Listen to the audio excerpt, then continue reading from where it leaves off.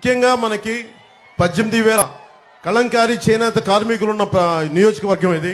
నేను ఈ నియోజకవర్గంలో తిరిగి దాని గురించి ఇన్ఫర్మేషన్ వస్తామంటే పద్మనాభంగా భార్య నాగలీలావతి వీళ్ళిద్దరు ఒక బిడ్డ.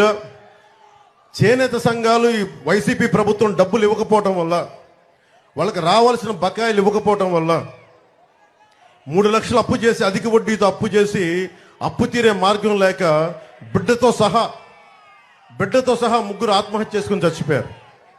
అలాంటి చేనేత చావులు ఉండకూడదు. అదే మా ఆకాంక్ష, అదే మా ఆశయం. చంద్రబాబు గారు, మేము, తెలుగుదేశం, జనసేన, భారతీయ జనతా పార్టీ ముఖ్యంగా చేనేత కార్మికులకి, కళంకారీ కార్మికులకి మేము మీకు అండగా ఉంటాం.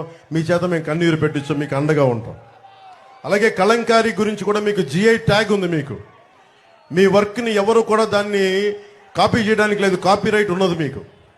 కేంద్ర ప్రభుత్వం నరేంద్ర మోదీ గారు నాయకత్వంలో ప్రధానమంత్రి గారికి చెప్పి మరి మిమ్మల్ని ఎవరు కాపీ రైట్, మిమ్మల్ని దోపిడీ చేయకుండా, మనకి పవర్ లూమ్స్ మిమ్మల్ని, మీ వర్క్ని కాపీ చేయకుండా చాలా బలమైన చట్టాలు పట్టుకొస్తాం.